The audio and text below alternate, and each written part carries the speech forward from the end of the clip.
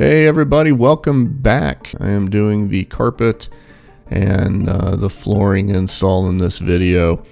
So you saw right there in the beginning, had the big roll of boat carpet out there on the driveway, and basically cut it, measured, sized it up, cut it, checked again, sized it again, and put it in there. So I was a little unsure how I was going to attach it.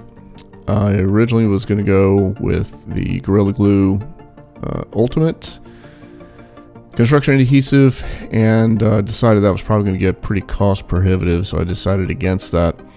I did do some research and went with carpet glue. Now I did go with the water-based. Again, certain solvents will eat right through the foam.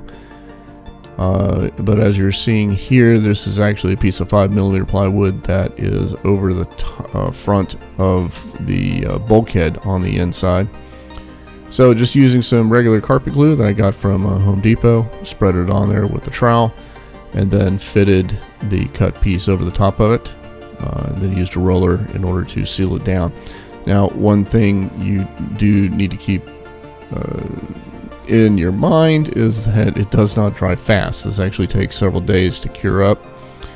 The after effect, really good. It holds rather well. Again, if you put a lot of pressure behind it and give it some ass, you're probably going to pull it off.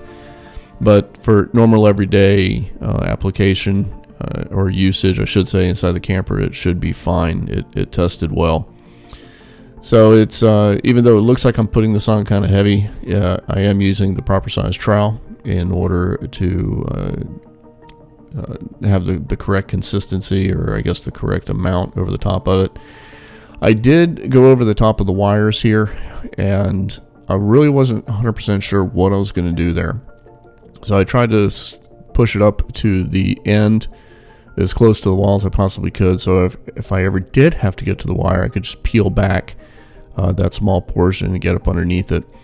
I would have preferred to have ran it in some conduit, but I just did not consider that upon the original design. On hindsight, either I wish I had embedded it into the wall or used some sort of a conduit to run it. Now, I'm not a big fan of sealing behind walls, any kind of wiring, just because if something does happen, you can't get to it. So I'm okay with the way I did it so far, and again, it's up close to the wall under the carpet, so if I absolutely have to, I can just pull that back a little bit in order to get the wire out.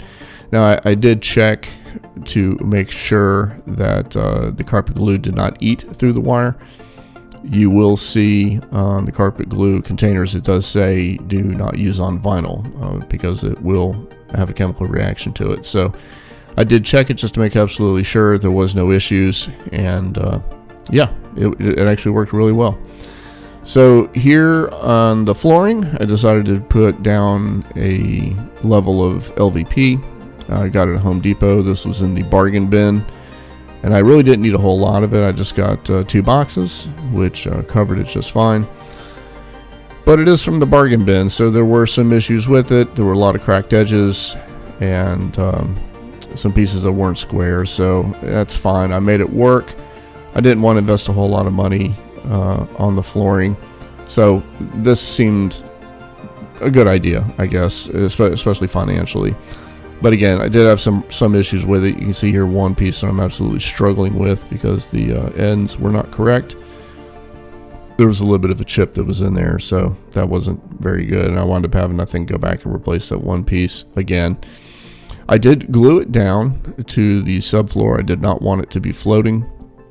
And then once I was done, I did go back over with gym mat and laid gym mat over the top of the LVP. Not to protect it, just to give it a little bit more cushion. And worst case is I could pull the gym mat out, wash it off, etc. And just add a little bit of comfort to it. That's all the reason why. The LVP more or less is just to protect the flooring. That's it.